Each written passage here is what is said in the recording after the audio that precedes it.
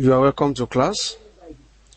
Today we want to look at this topic, hire purchase and leasing. Now let us look at the meaning of hire purchase.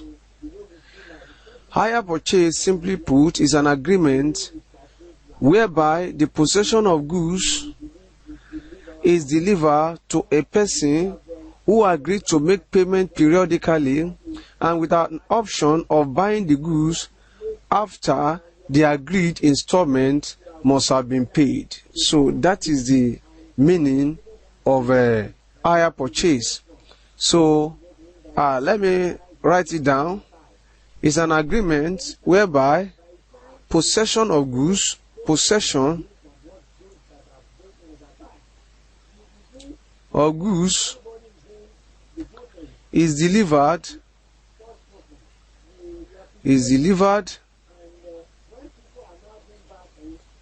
to a person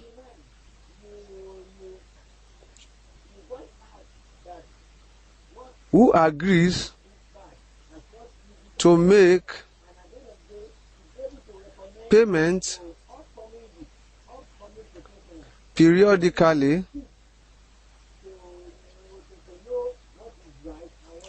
and with an option to buy the goods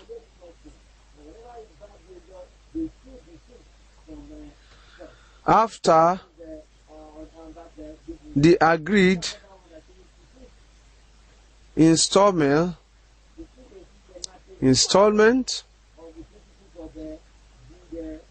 have all been paid. So this is a definition of hire purchase. What I'm trying to say by this definition is that hire purchase is an agreement between two parties, and the parties, we have the owner and also we have the hirer. So we have the owner, we have the hirer. Owner, hirer. So these are the two parties in hire purchase agreement. Now in hire purchase, possession of goods is in the hands of the hirer, while title, that is property in the goods, remain with the owner. So, and the agreement is that the hirer will be making the payment instrumentally. Okay, he may agree. Take for example, if the price of the goods is about 10,000 naira, the hirer may decide that he will be paying every month if it is 10,000 naira, that is the hire purchase price, 10,000 naira. The hirer may agree that every month he will be paying 1,000. So until after he must have finished making the payment. So that is the agreement. Then what I'm trying to say in this place again is that the possession of goods is in the hands of the hirer, while the property is in the hands of the owner. That is hire purchase. That's why I define it as an agreement whereby possession of goods is delivered to a person who agreed to make payment periodically. That is the hirer, and with an option to buy the goods after the agreed installment must have been paid. So that is the agreement between the party. Now a very important point about hire purchase agreement is that the hirer is having an option to buy the goods after making all the installment, after paying all the installment. That he has paid all the installment does not mean that he will automatically become the owner of the goods. So he may decide to pay all the installment, because as he is in possession of the good, he will be making use of the goods. So take for example, it may be a car, so he will be making use of that car. So, and then he will now be paying by installment. So after finishing paying all the installment, he may decide to to return the goods, that is the car, to the owner, and where he want to retain the car to himself permanently, then he must exercise an option to buy the goods. An option to buy the goods means that he will now approach the owner, then there will be a transfer of ownership from the owner to the IRA. Then the IRA will now become the owner. So it is not compulsory. What hire purchase is all about is that it is not compulsory. That is, there is no obligation on the IRA to pay all the installments. So that means that he may pay half of the installment or any percentage of the installment and then return the goods. The point is that he must not owe any installment. So when an installment is due, the IRA must pay every installment that is due. He must not owe any installment, and is having the right to return the goods, that is the car, to the owner if he does not want it again. So there is no obligation on the IRA to pay all the installment, and also there is no any obligation on the IRA also to buy the goods. So he can exercise an option whether to buy or not to buy. So that is why also it is said that until the option is exercised, there is no agreement to buy the goods. So until he exercises his option to buy the goods, it means that there is no any agreement to buy the goods. It's just an IRA. If he does not exercise an option to buy the goods, that means that he must return the goods back to the owner. So we have two parties to hire purchase agreement, and that is the owner and the IRA. And also I would like to say that in Nigeria, the hire purchase transaction is governed by the Hire Purchase Act 1990. Hire Purchase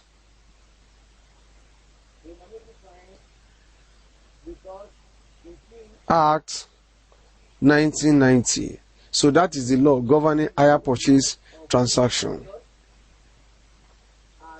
Now let us look at the reason for hire purchase. Number one reason for hire purchase is because we have owner who is not able, or he does not have enough financial capacity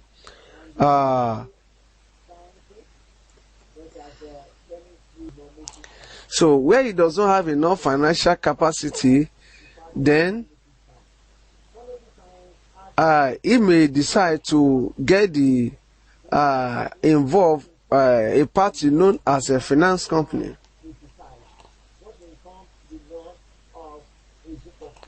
And also we have the IRA who does not have enough money also to buy goods direct. So now we have this IRA and we have owner. Then we have the finance company in the middle.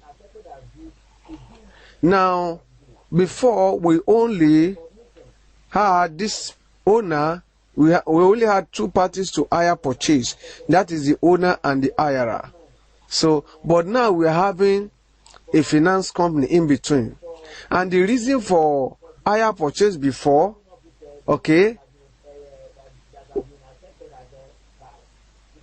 the reason being that the IRA may not have enough money to buy goods direct from the owner. So the owner will now have to give the goods or hand over the goods to the IRA on hire purchase. See, now, presently, we have a finance company that is also existing to help the owner who does not have enough money or enough financial backup to give out his good on hire purchase to the IRA. So what the finance company will do is to get the goods from the owner and pay for it, then give out the goods on hire purchase to the IRA. So presently, we have, not in all cases, but in some cases, we have three parties to hire purchase transaction. Before, we were only having two parties, owner and IRA. Today also, we have hire purchase transaction involving two parties, that is owner and IRA. And also we have the one involving three parties, owner, finance company, and the IRA.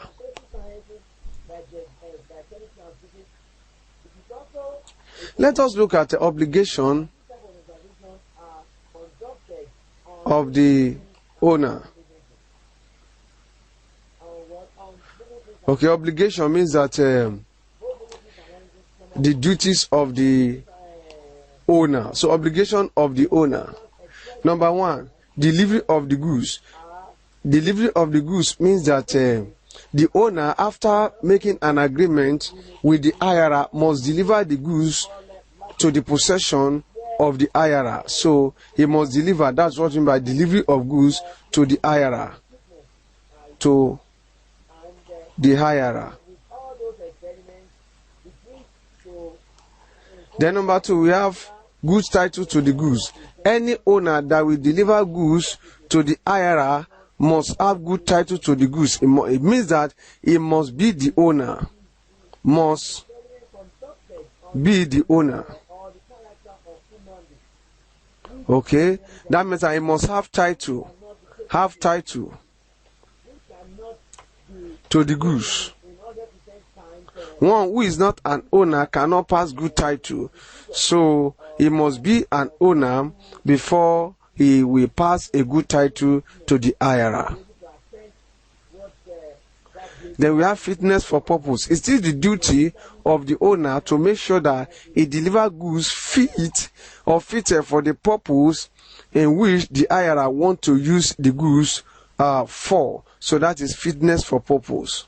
Okay, he must deliver goods fit for the purpose of the IRA.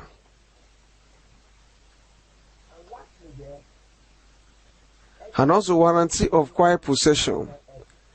The owner or the owner must make sure that the goods he delivers into the hands of the IRA is in the gets to the hands of the IRA, and that no one, either himself or his agent, no one disturbs the IRA after the delivery. That is warranty of quiet possession. That means that the IRA must be allowed to enjoy possession of the goods.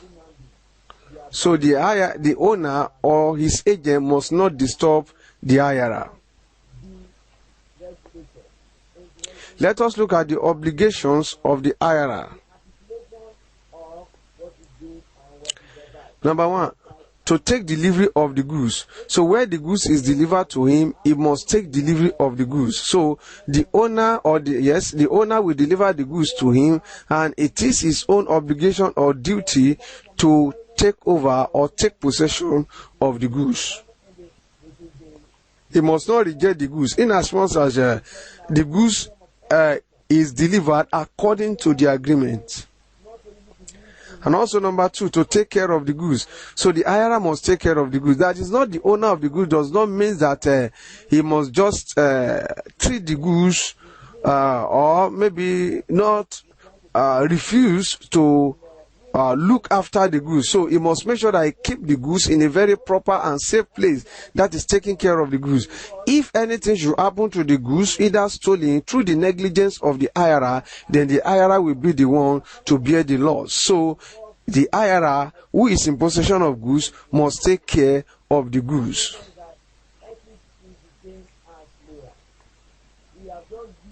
Then also payment of installment. The IRA must make sure he pays every installment. Okay, so he must pay every installment due.